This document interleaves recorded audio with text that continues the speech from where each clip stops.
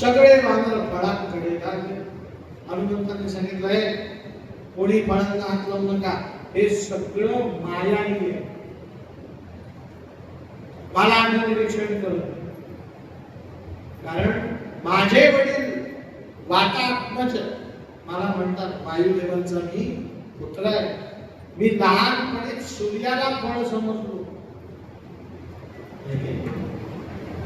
माझा जन्म झाला कसा झाला? हनुमंतांनी स्वतःची जन्मकहाणी सांगितली. सगळ्यांनी 2-2 मिनिटं जय जयकार करा. हरे राम हरे राम.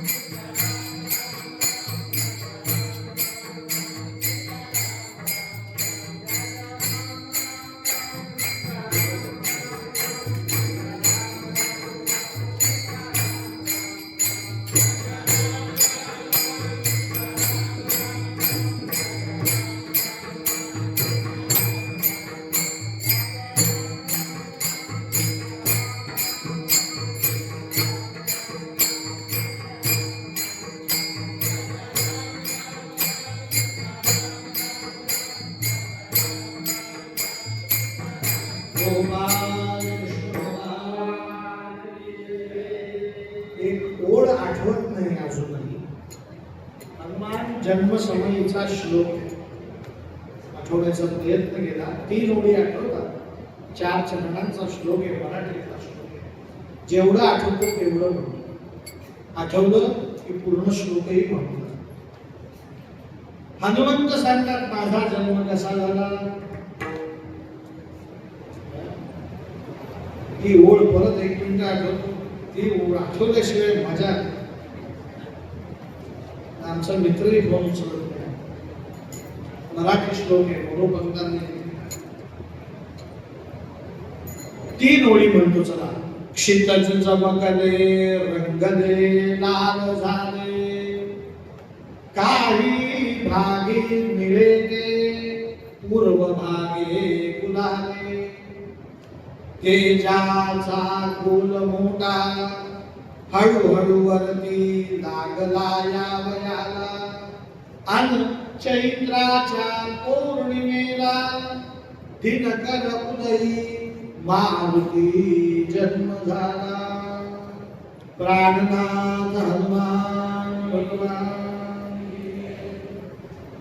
हनुमंतांनी स्वतःच्या जन्माची कथा सांगितली की चैत्राच्या पौर्णिमेला दिनकरे उदयी मारुती जन्म झाला आणि मी जन्म घेता क्षणी तो सूर्य मला फळ वाटला म्हणून मी फळाकडे झेप घेतली. पुढे काय झालं तुम्हाला सांगत नाही महाराजांनो. लहानपणापासून मी फळ ओळखण्यात पटायलो. या फळांना हात लावू नका. सगळे वादळ आश्चर्यचकित झाले. फळं दिसतायत, पाणी दिसतायत, तहानही लागली, भूकही लागली, खाऊ नका म्हणतात. इतक्यात आपण एका स्त्रीचा आवाज ऐकू आला, फळ खा, पाणी प्या, घाबरू नका, ही मायावी नाही.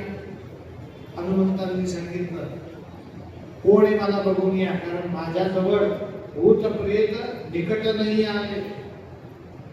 हनुमंत गेले तर त्यांना एक तेजस्वी स्त्री त्या बसलेली दिसली.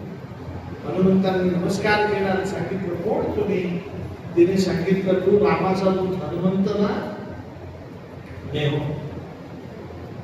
म्हणे मग मी सुद्धा मोक्षाची अधिकारी स्त्री आहे. माझं नाव स्वयंप्रभा.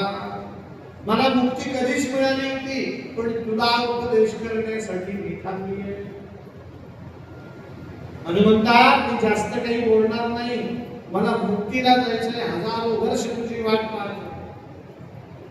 एवढंच लक्षात ठेव, या जगतात काही महत्वाचं असेल तर माझं नाव लक्षात ठेव. ती व्यक्ती म्हणजे स्वयंप्रभा. असं सांगून त्या स्त्रीने देह सोडण्यासाठी आसन सोडलं. हनुमंतांना सांगितलं ही माझी गुहा आहे, मी शंकरांची भक्त आहे, फळ पाणी प्यायला हरकत नाही. वानरांनी यथेच्छ फळ घेतलंय, पाणी प्यायलंय, पोट भरलंय आणि आता स्वयंप्रभा जागोईच्या दरवाजातून बाहेर पडली. त्या दरवाजातून तेही बाहेर पडले. आले होते या दरवाजातून, गेले त्या दरवाजात आणि तिकडून बाहेर पडता क्षणी समुद्र दिसला. सगळ्या वानरांनी जय जयकार केला. सियावर रामचंद्र भगवान. इतक्या एक पक्षी दिसला त्या समुद्राच्या तीरावर. तो पक्षी मोठ्याने ओरडला, वानरांनो बरं झालं तुम्हाला देवाने पाठवलं. खूप दिवसापासून मी उपाशी होतो. आता मी एक वानराला मारतो. 15-20 दिवसांचा नाश्ता, जेवण, सगळी व्यवस्था भगवंतांनी दिली. म्हणून तो वानर, तो पक्षी सरपटत सरपटत येऊन लागला. वृद्ध झालेला. हनुमंतांना वानर म्हणतात त्या पक्षाला मारायचं का. हनुमंतांनी सांगितलं नको, पक्षी आहे, पक्ष्यांचं जीवनच मांसाहारावर. पक्षी मासा खातो की समुद्रातला पाणी. पण या पक्ष्यांमध्ये सुद्धा काही सात्विक जीव आहेत. आपल्याला रामाने नाही सांगितलं का जटायू होता. जटायूचं नाव ऐकलं आणि तो पक्षी थांबला. म्हणे तुम्हाला जटायू बद्दल काय माहिती. म्हणे रावणाशी लढता लढता तो मेला. रामचंद्रांच्या मांडीवरती प्राण सुटला. तो पक्षी रडू लागला. म्हणे जटायू माझा लहान भाऊ होता. माझं नाव संपाती. माझं नाव काय. तुम्ही कोण आहात. हनुमंतांनी परिचय दिला. इकडे कुठे आला. म्हणे सीता शोधण्यासाठी, लंकेत जाण्यासाठी. संपातीने सांगितले बघा म्हणे माझ्या भावाने रामकार्य केलंय म्हणून मीही रामकार्य करतो. लंका इथून जवळ आहे 100 योजनाला. हनुमंत म्हणतो 100 योजना आहे आणि तुम्ही म्हणतात जवळ आहे. अहो म्हणे समुद्राच्या दृष्टीने 100 योजना फार नाही. पण तुम्हाला हे सांगतो तुमच्या वानरांना ते 100 योजना अंतर पार करणं अशक्य आहे. पण मी कुठे तुमच्याशी बोलत बसतो. माझ्या भावाने तिकडे प्राण सोडले. आता मी जरूर काय करू. हे वानरा तू थोडा बलवान दिसतो. इकडे हनुमंतांना जवळ बोलवलं. म्हणे माझा समुद्राच्या पाण्यात कमरेपर्यंत नाही. म्हणे का बोलत. म्हणे आता जटायू गेल्याची वार्ता सांगितली, स्नान करतो आणि माझ्या भावाचं श्राद्ध करतो आणि समुद्रात मी ते सोडतो. वाल्मिकी रामायणात सांगितलं पशु पक्षी सुद्धा श्राद्ध करतात. काय सांगितलं? मी सुद्धा शब्द वापरतो. पशु पक्षी किडा मुंगी काय करतात? करत कोण नाही, मनुष्य करत. किडा मुंगी सुद्धा काय करतात? व्हॉट्सअप वरती किती व्हिडिओ येतात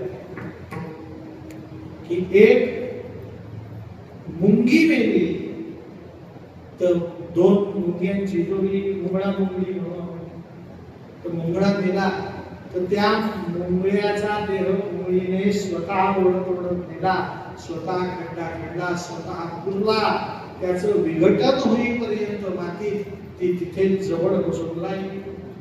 सगळं ते कॅमेरा सेट करून ठेवतात ना 15 दिवसांसाठी, त्यात ते सगळं दिसत.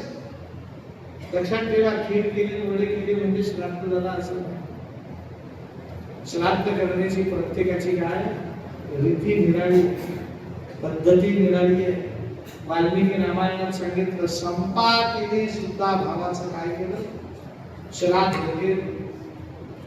संपातीने श्राद्ध केलं, तर्पण केलं, समुद्रात देह सोडला. जाताना वार्ता सांगितली 100 योजन लंकाला. आता 100 योजन लंकेत जाणार कोण? या वानरांची मीटिंग केली. अंगद म्हणतो एवढ्याने कुचत करून मी आहे, पण मी माझ्या शक्तीचा अंदाज घेऊन सांगतो. म्हणे मी 40 योजन जाईल. किती? 40 योजन जाऊन चालेल कसे? लंका किती आहे? अंगद 40 म्हटल्यावरती नर म्हणाला मी 60 योजन जाईल. नील म्हणाला मी 80 जाईल. प्रहस्त नावाचा वानर म्हणला म्हणे मी 100 जाईल. पण 100 एका दमात केल्यानंतर 15 दिवस मला बेड रेस्ट घ्यावी लागेल. म्हणजे ते नाही चालणार. 100 जायचं, सीतेचा शोध घ्यायचा आणि परत यायचं. 3-4 दिवसात हे संपलं पाहिजे. इथे 15-15 दिवस तुम्ही जर बेड रेस्ट घेऊ लागले तर युद्ध होणार कधी? तो प्रहस्त म्हणतो म्हणजे काय करू मी एवढा थकून जाईल म्हणे. 100 योजन समुद्राला वायूला प्रतिरोध करत जिकडून वारा येतो त्याच्या विरुद्ध दिशेला हवेत उडत जायचं इतकं सोपं आहे का?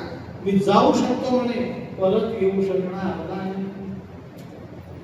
जापवंत म्हणतो मी भारताला आहे म्हणून, नाहीतरी जाऊही शकलो असतो, येऊही शकलो असतो, पण आता काय करणार, माझं वय झालं.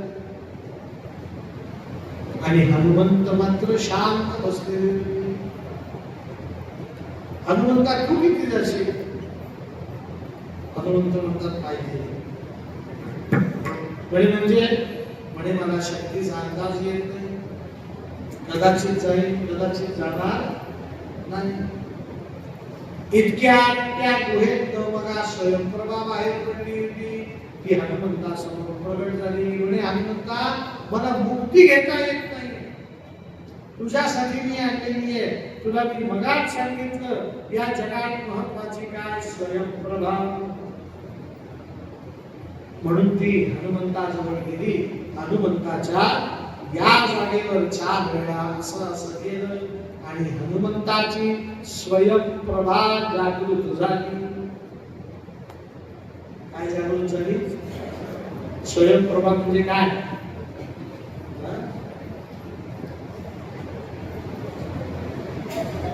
शब्द चुकीचा आहे पण वापरतो सेल्फ कॉन्फिडन्स.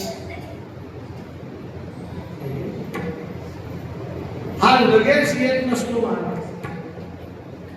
आपण किती शक्तिवान आहोत हे आपल्याला माहिती आहे का?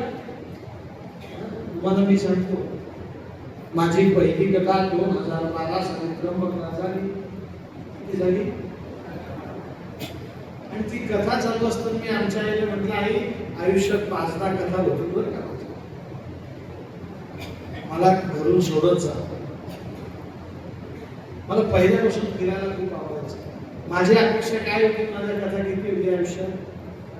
5-10 कथा होती. रात्र कोण निमंत्रण देणार?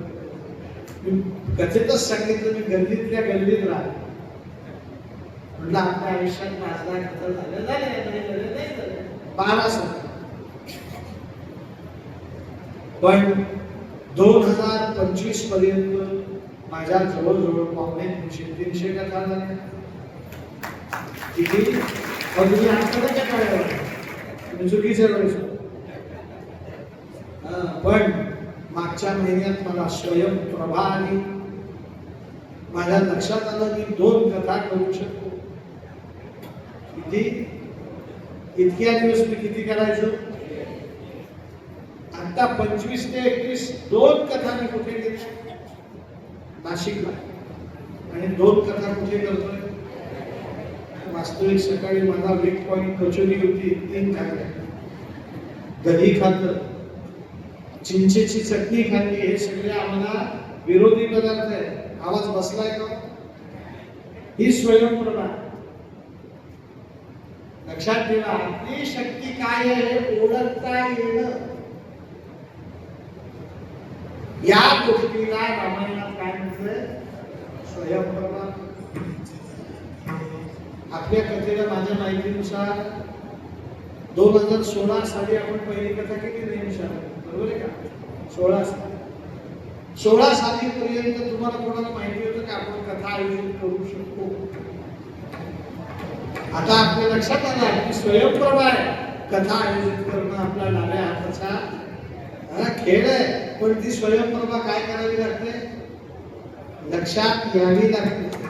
मी कोण आहे हे आपण ओळखत नाही. तुम्हाला गंमत सांगतो, आमच्या स्तोत्र रत्नाकर नावाच्या ग्रंथामध्ये एक अत्यंत पॉवरफुल स्तोत्र आहे. फार पॉवरफुल. नाव सांगत नाही मी त्याचं, लोक त्याचा चुकीचा वापर करतात.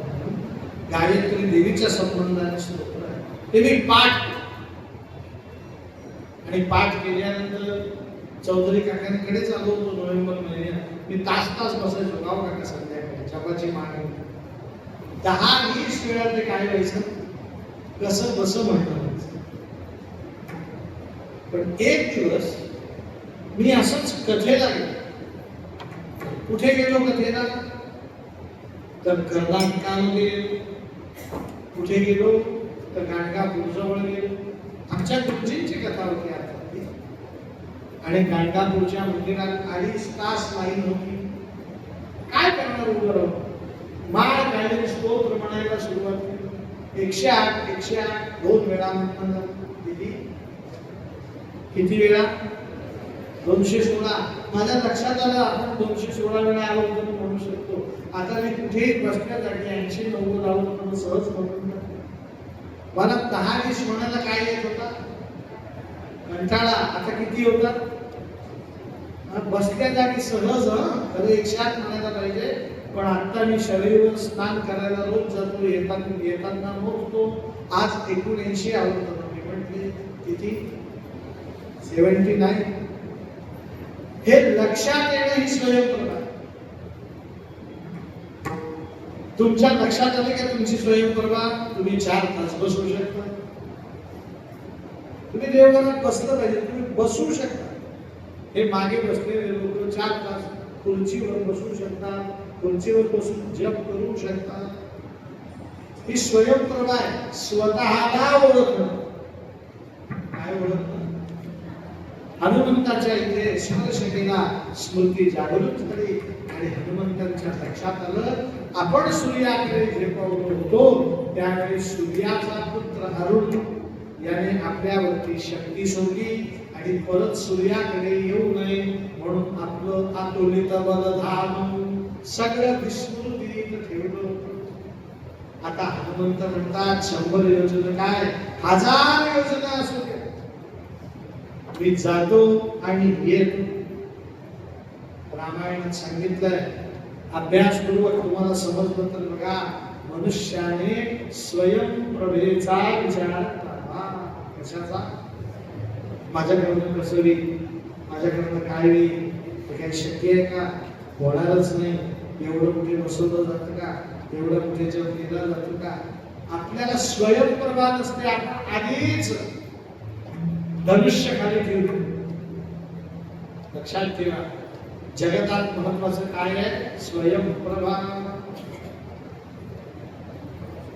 तुम्हाला सांगतो, तुम्ही अग्निपंख पुस्तक वाचले का?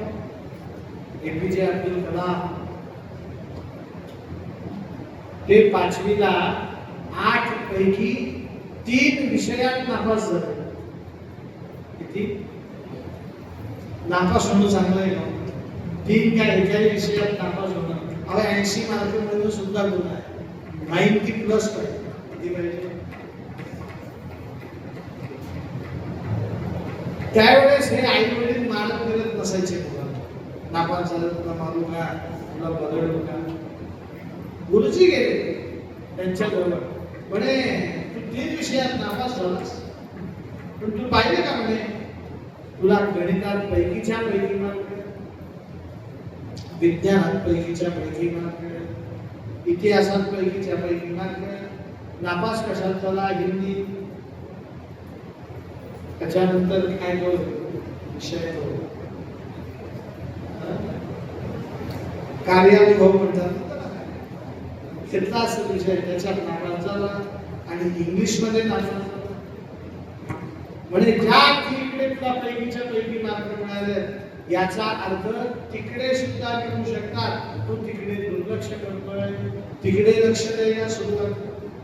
आश्चर्य, पुढच्या वर्षी एपीजे अब्दुल कलामांना सगळ्या विषयात 90 पेक्षा जास्त मार्क.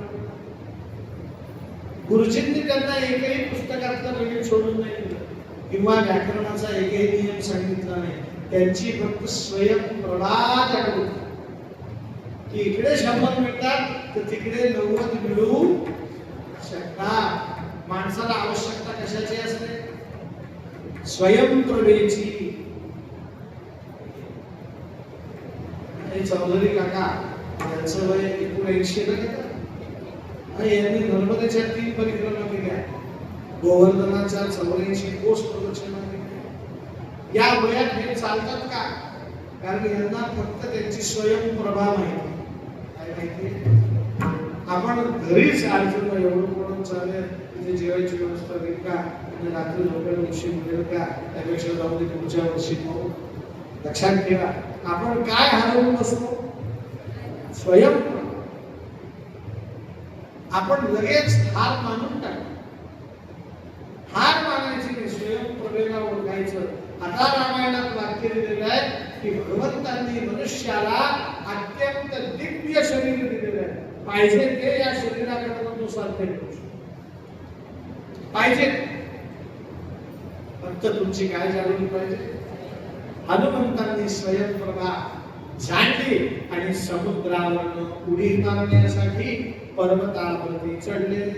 विशाल काय देह धारण केला आणि विशाल काय देह धारण करून समुद्रावरती उडी मारताना ते म्हणतात, म्हणाले जयत्यति बलो रामो लक्ष्मणश्च महाबलः.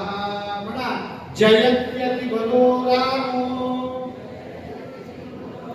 मोठा मंत्र आहे, मोठ्याने म्हणा, फार महत्वाचा मंत्र आहे. म्हणा जयत्यति बलो रामो लक्ष्मणश्च महाबलः. राजा जयति सुग्रीवो राघवेनाभिपालितः. दासोऽहं कौसलेन्द्रस्य रामस्याक्लिष्टकर्मणः. हनुमान् शत्रुसैन्यानां निहन्ता मारुतात्मजः. न रावणसहस्रं मे युद्धे प्रतिबलं भवेत्. शिलाभिस्तु प्रहरतः पादपैश्च सहस्रशः. अर्धयित्वा अर्धयित्वा तुम्ही आलं ठेचतात ना चहा टाकण्यासाठी त्याला अर्धन म्हणतात हनुमान म्हणतो अर्धयित्वा पुरीं लंका मी लंकेला ठेचून काढतो अर्धयित्वा पुरीं लंका अभिवाद्य च मैथिलीं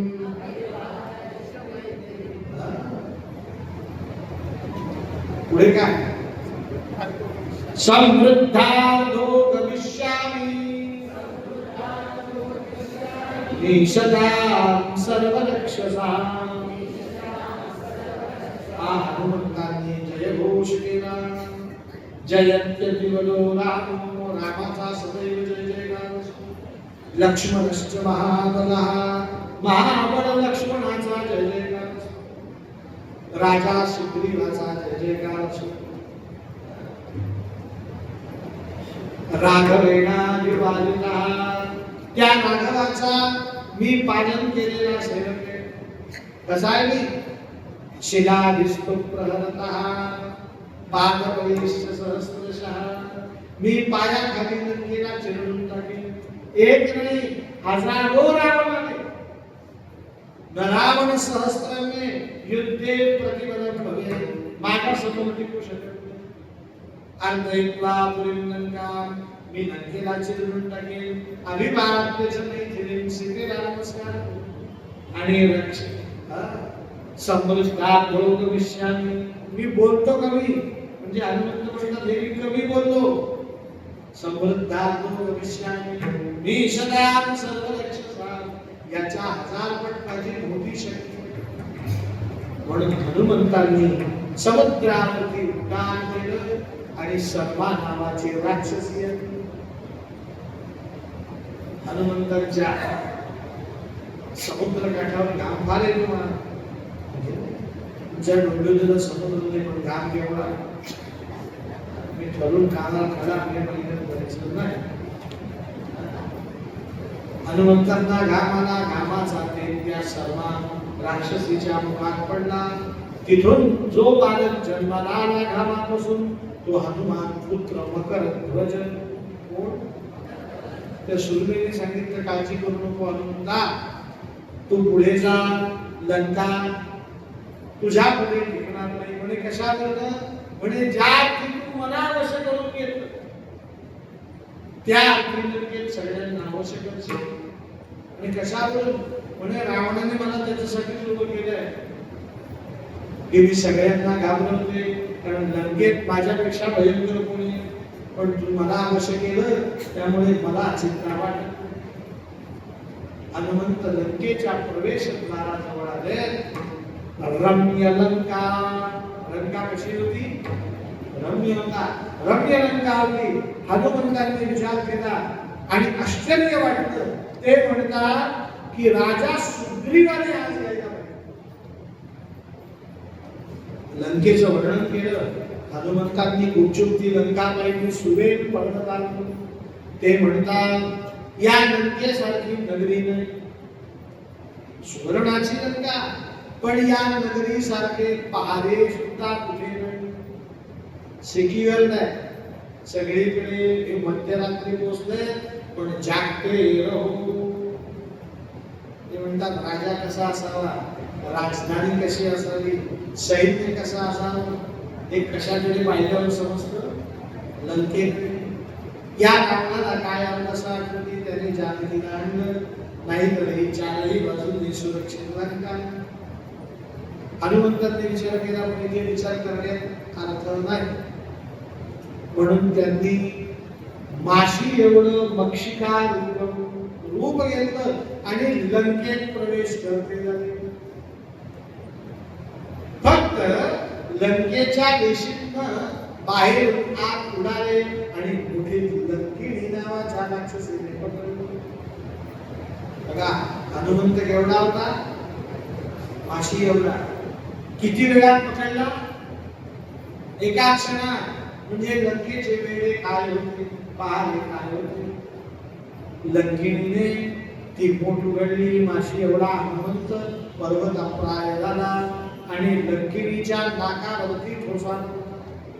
लंकिणीच्या नाकातोंडातनं रक्त यायला लागलं. ती लंकिणी घाबरली आणि विचारू लागली, तुझं नाव हनुमान आहे का? म्हणे हो. म्हणे तू मारुती आहेस का? म्हणे हो.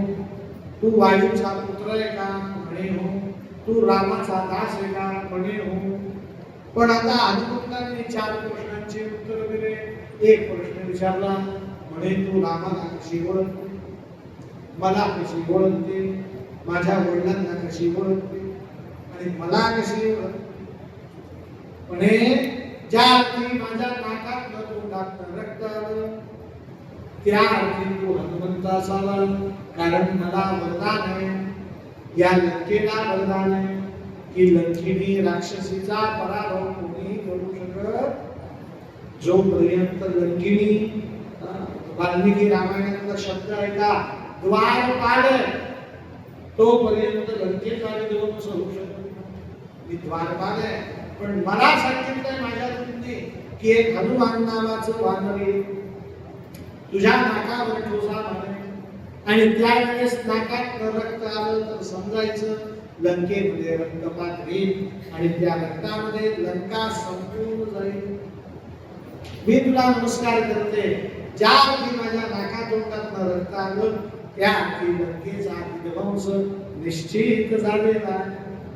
लंकिनी द्वारपाल होती, तिथून निघून गेली. आता हनुमंत लंकेत आले. कुठे आले? मध्यरात्रीच्या वेळेस आले. त्यांना लंका दिसली कशी? एक अध्याय पूर्ण वर्णन. त्यांना असं वाटतंय लंकेत सगळे झोपले असते. नाही महाराज, लंकेतल्या बाजारपेठा फुललेल्या होत्या.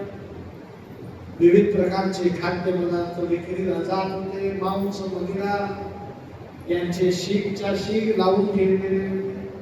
सगळीकडे चंगळ मंगळ टंगळ सुरू.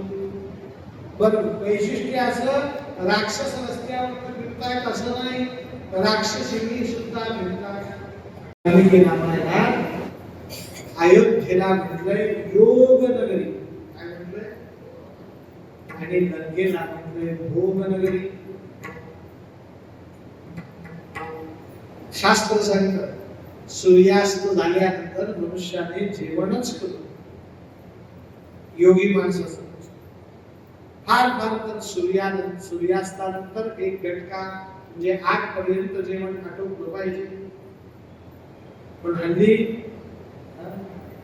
8ला नवरा कामावरून येतो, मग 9 वाजता हॉटेलिंग, मग 10 वाजेपर्यंत बायको तर आवरतच असते. 10ला हॉटेलमध्ये जाणार, 11ला हॉटेल देणार, 12ला जेवणार, 1ला आईस्क्रीम खाणार, 2ला मोबाईल ऑफ होणार, 3ला झोपणार. लक्षात ठेवा, भोग नगरी तयार. काय झाली? हे भोग येते. योग नगरी पाहिजे. लवकर निजे, लवकर उठे, तया आरोग्य संपदा लाभे. अयोध्या योग नगरी आहे आणि लंका काय? भोग नगरी आहे. बर, 12 वाजता जेवण्याचा प्रसंग आला, जेवणे हरकत नाही. काय जेवण काय? मदिरा, मांस, म्हणजे तमोगुणी पदार्थ खातात. लक्षात ठेवा, राक्षस म्हणजे इथे 2 शिंग, 2 दात पुढे आणि फार मोठा देह, याला राक्षस म्हणतात. राक्षस म्हणजे ज्याच्यात अति काम.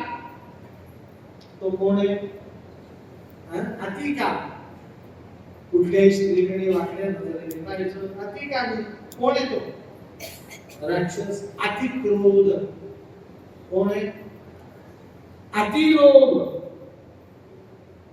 अति मोह, अति मद, अति मत्सर म्हणजे राक्षस. राक्षस आपल्यातच असतो. एखादी गोष्ट अति झाली की मनुष्य काय होतो, आणि एखादी गोष्ट लघु झाली की मनुष्य देव होतो. म्हणून रामायणातही सांगितलंय, महाभारतातही सांगितलंय, भागवतातही सांगितलंय, गरजा कमी कर. काय कमी पाहिजे? तुम्हाला सांगतो मी प्रयत्नपूर्वक 3 धोत्रांवर कथा करतो. किती? 3 धोतर 3 शर्ट, एक अंगावर, एक दोरीवर, एक बॅग.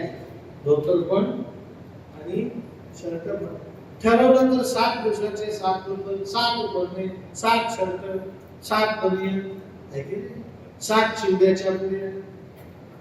लक्षात ठेवा. मग माझी सुरुवात चंद्र मंगळ सुरू. काय झाली? गरज कमी केली. मी संध्येला एवढा डबा घेऊन गेला, हल्ली एवढा. संध्या करायला पाणी कुठेही मिळेल. लोटा बंद करून टाकला, गेल्यावर आलो. कारण का? माणसाला जेवढं द्या, मग मला तर हळूहळू 4 बॅगाही कमी पडते. आपली प्रवृत्ती भोगाकडे नसावी. कशाकडे नसावी? योगाकडे असावी. जेवढं कमी तेवढंच.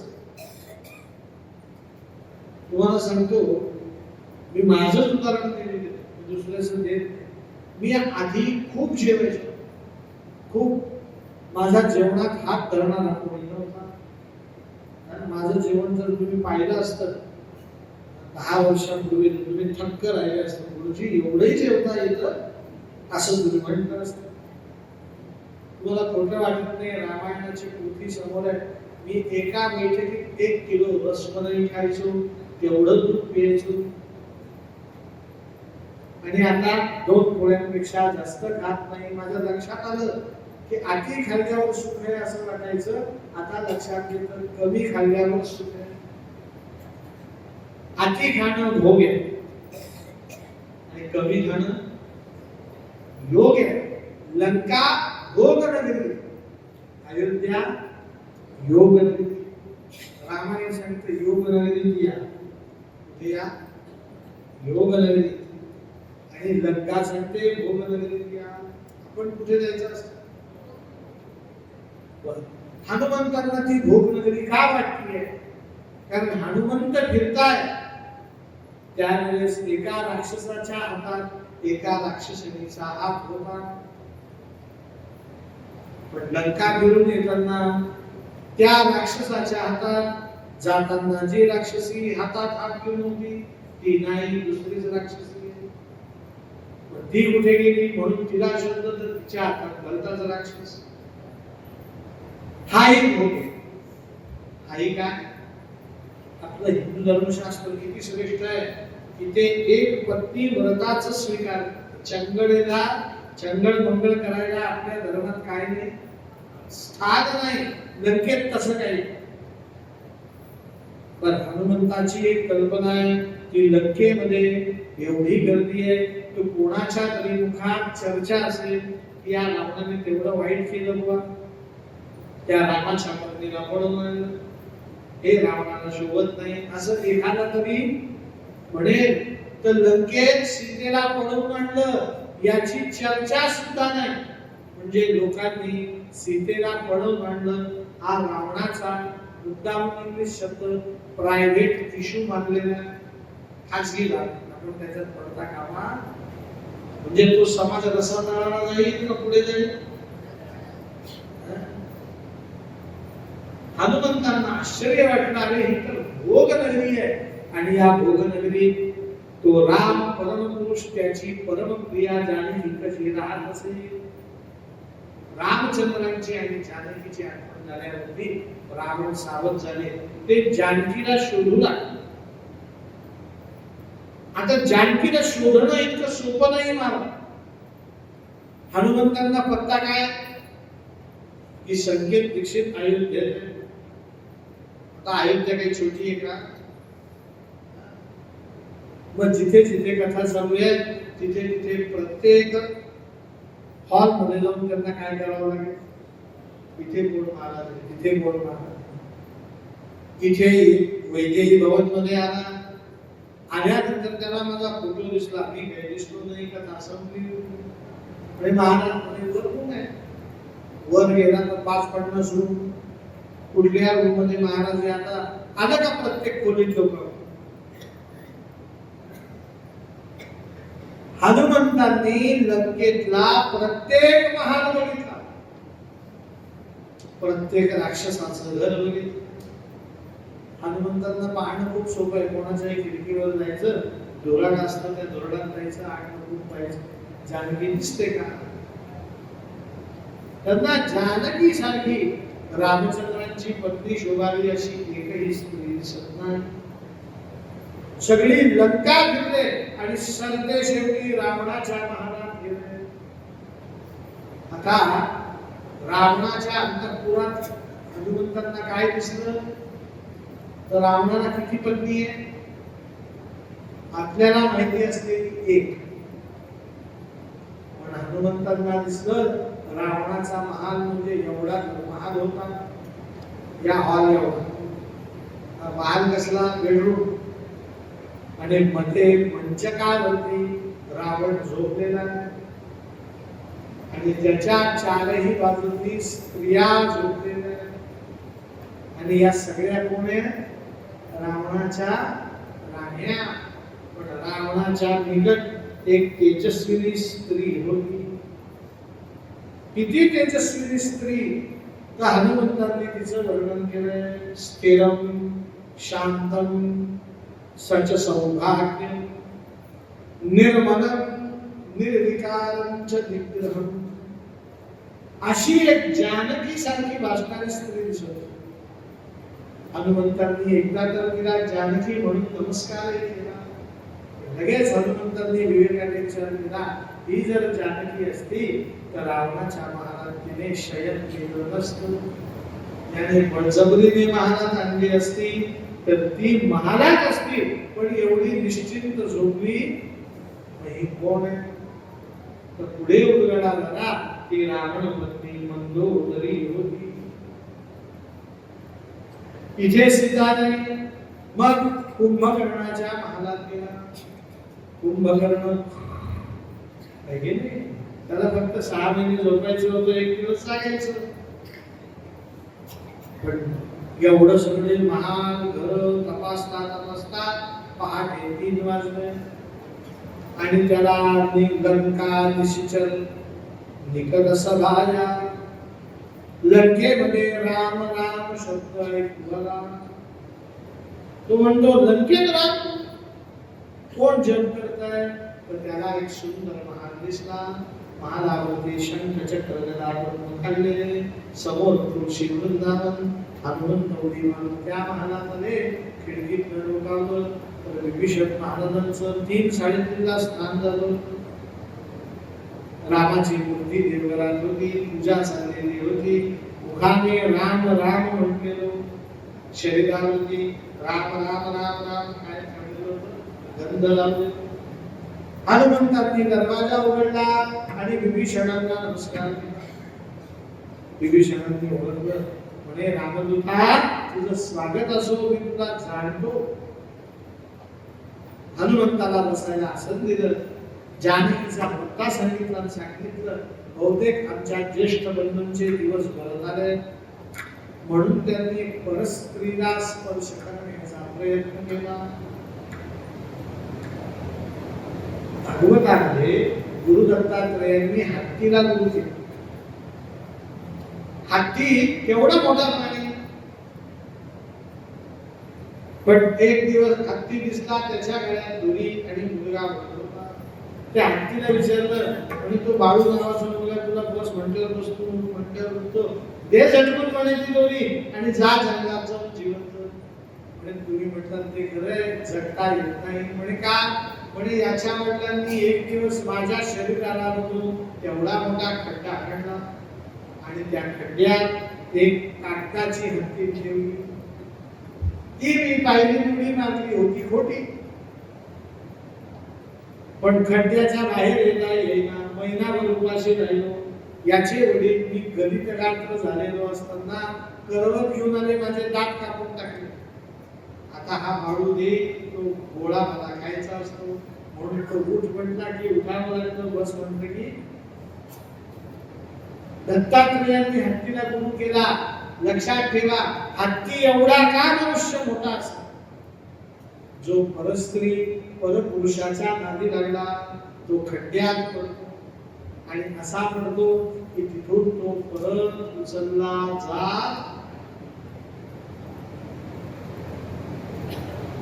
विभीषण म्हणतो आमचे रावण महाराज खूप पराक्रमी आहे, शिवभक्त आहे, पण बहुतेक त्यांचा अंतकाळ आला असावा. महाराज तुम्ही कोण? हनुमंता इकडे कुठे आले? म्हणे प्रभू रामचंद्रांचा निरोप घेऊन आलोय. अजूनही रावणाने सीतेला सोडलं तर युद्ध थांबवू शकतो. विभीषणाने सांगितलं मी एकदा प्रयत्न करेन, पण मला यश येईल असं वाटत. हनुमंतांना अशोक वनात जायला सांगितलं. हनुमंत अशोक वनात गेले.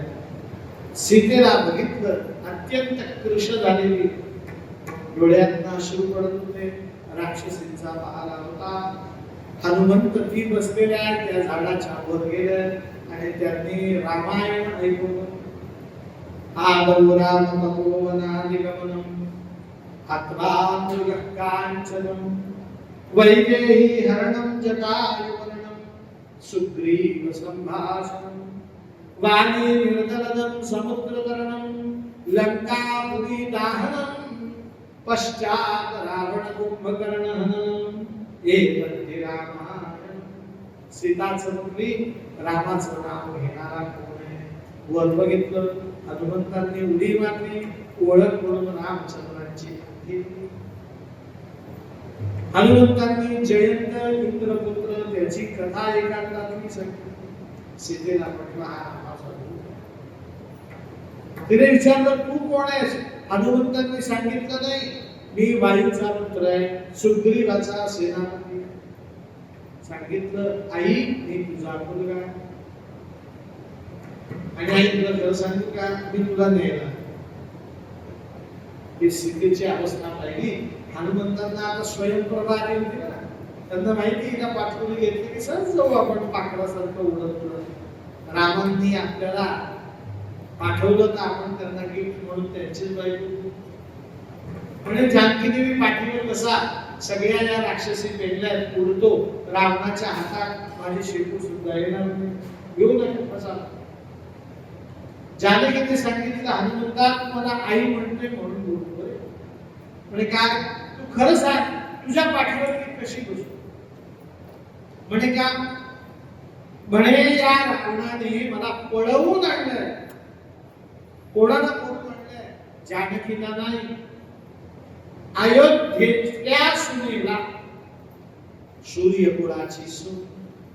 त्याला याची शिक्षा मिळालीच पाहिजे. तो आमच्या सूर्यकुळाला समजतो परिणाम. आणि त्याने चार चौघात घेऊन मला पळवून नेलं ना, मग मी असं दुसऱ्याने पळवून आणायचं, दुसऱ्याने परत पळवून पतीकडे न्यायचं. मी काय खेळली आहे का? माझ्या पतीने यावं, रावणाचा वध करावा आणि पराक्रमाने मला जिंकून घेऊन जावं. तर मी नामाची पत्नी सूर्यवंशाची सून. हनुमंताला ते म्हटलं, म्हणजे आई काळजी करू नको, रामांना मी घेऊन येतो. पण आई सकाळ होत आली. म्हणजे हो ना, म्हणे ही माझी नाश्त्याची वेळ आहे, तू माझी आई आहेस, मला भूक लागली. भागवतातलं वाक्य आहे सब भूमी गोपाल की. जर जानकीने सांगितलं सब भूमी राम की, पुष्प वाटिकावर हनुमंत फळाच्या बागेत गेले, भरपूर सफरचंद खाल्ले, केळी खाल्ले, नारंगी खाल्ली, मोसंबी खाल्ली, चिकू खाल्ले, पोट भरत आलं. तसं तसं त्यांनी ते फळाचे झाडं उठून फेकायला सुरुवात केली. फळं पडण्याचे, झाडं पडण्याचे आवाज आले. सेवक धावत धावत आले. हनुमंतांनी सगळ्यांना मारून टाकलं. लंकेत वानर आला, लंकेत वानर आला. राम प्रहरी बातमी. रावण झोपेत होता. त्याने सेनापती म्हणून आपला ज्येष्ठ पुत्र अक्षय कुमाराला पाठवलं. हनुमंतांनी अक्षय कुमाराचा वध केला. रावणाने एका पाठोपाठ एक 5 सेनापती पाठवले. हनुमंतांनी मारून टाकले. एवढा कोण वानर आलाय इंद्रजितावर? इंद्रजिताला इंद्रजिताने ते बहुशक्तिवान वानर बघितलं आणि ब्रह्मास्त्राचा प्रयोग केला. लक्षात ठेवा, वाल्मिकी रामायणात सांगितलंय हनुमंतावरती ब्रह्मास्त्राचा सुद्धा प्रयोग होत नाही. काय सांगितलं मी? जसा तुमच्यावरती कचोरीचा प्रयोग होत नाही तसा हनुमंतावरती ब्रह्मास्त्राचा प्रयोग होत. ब्रह्मास्त्र सोडलं, हनुमंत बांधला गेला का? हनुमंत म्हणतात ब्रह्मास्त्राचा प्रयोग माझ्यावरती होणार नाही, पण ब्रह्मास्त्राची किंमत मी ठेवली. काय ठेवली पाहिजे? आमच्या धर्मक्रमाचं भागवत होतं. आमचे गुरुजी मला व्यासपीठावर येऊन नमस्कार करायचे. मी व्यासपीठावरून खाली उतरून नमस्काराला उतारा करायचा. कथा संपल्यावर म्हणे का? म्हणे हा नमस्कार तुला नाही, तुझ्या जागेला. कशाला? तू तर माझा शिष्य आहेस. लक्षात ठेवा, हनुमंतांनी सुद्धा नमस्कार कोणाला केला? ब्रह्मास्त्राला केला. ते म्हणतात ब्रह्मास्त्र तू काही माझं करू शकत नाही, पण तुझं एक स्थान आहे, त्या स्थानाला मी काय देतो? मान्यता देतो. आपल्याला किती मोठी शिकवण आहे की ज्या ठिकाणी ज्या माणसाचं स्थान आहे त्या दिवशी त्याला तिथे काय दिलं पाहिजे? स्थान दिलं पाहिजे, त्याला मान दिला पाहिजे. अधिकाचा महिना जावयाला काय द्यायचा? भाऊबीजेचा दिवस आहे, भावाला काय द्यायचा? राखी पौर्णिमा आहे, बहिणीला काय द्यायचा? ती गरीब असो, श्रीमंत असो, ज्ञानी असो, अज्ञानी असो, थोडी चक्रम असो, तो दिवस कोणाचा आहे? त्या दिवशीचा आहे.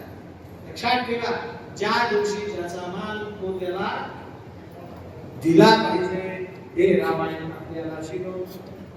कारण का? आपण जर कोणालाच मानून नाही राहिलो तर आपल्यामध्ये नको इतका अहंकार येईल. कुठेतरी माणसाने काय केलं पाहिजे? नमस्कार केलं पाहिजे, खाली मानलं पाहिजे.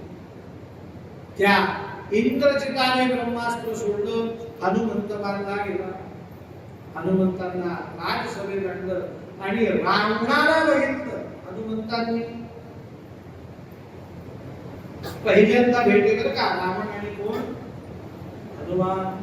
हनुमंतांनी हात जोडले आणि रावणाला सांगताय, अरे रावणा, अहो रूपम अहो धैर्यम.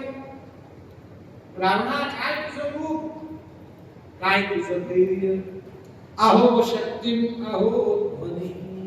काय तुझी शक्ती, काय तुझा आवाज, काय तुझा रुबाब, काय तुझी लंका, काय तुझं ऐश्वर्य, काय तुझी पत्नी. काल रात्री बघितली ना तुझ्या अंतःपुरात काय तुझा पुत्र. अरे एवढं सगळं एखाद्या व्यक्तीला मिळणं भाग्याने असतं. काय वेडेपणा केलास? दुसऱ्याची स्त्री बरोबर एका क्षणात हे होत्याचं काही नाही. एवढं सगळं एखादं मिळतं का?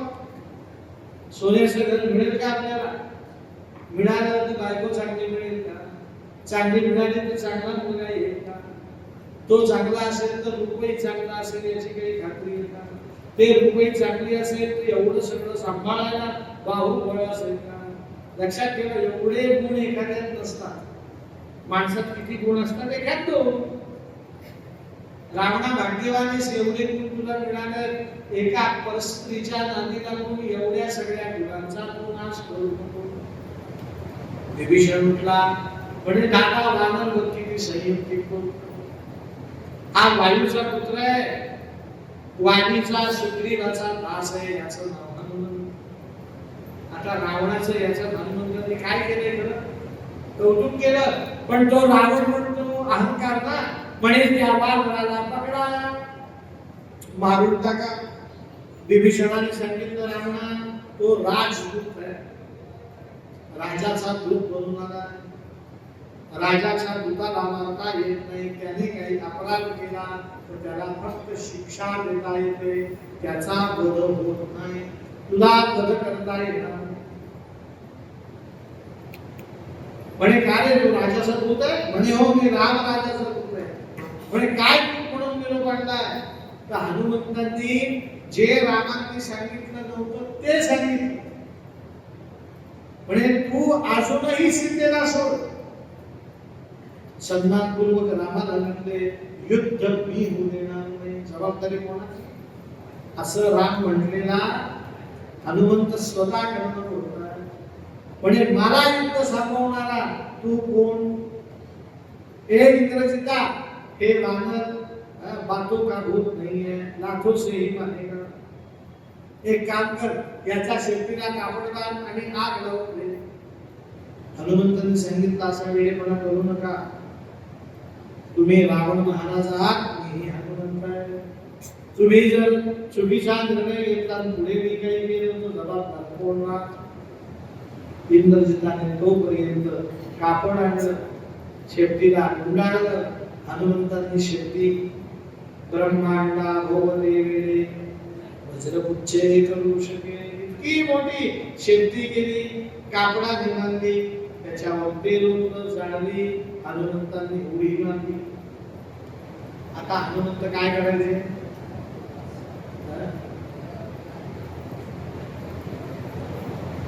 टॉयलेट माहिती आहे? टॉयलेट मध्ये लोक घुसतात असे पण बसतात असे, बरोबर आहे? कोण कुठे असतं? दरवाजाकडे. जातात कसे? असे. बसतात कसे? हनुमंत प्रत्येकाच्या खिडकीत असे गेले, बसले असे, आणि पाठीमागून शेपटी घरात सोडायची आणि ती शेपटी वळवळ वळवळ वळवळ करत घरभर फिरायची. सगळ्या घराला काय लावायची? ती आग लागली की हनुमंतांनी मागे वळून पाहायचं, दुसऱ्या खिडकीत जायचं, बसायचं बाहेर, शेपटी परत आग सोडायची, सगळ्या घरात आग लावायची, परत उडायचं तिसऱ्या घरात. 3 मुहूर्त जे जवळजवळ 2.25 तासात सगळी लंका धडधड उडाली.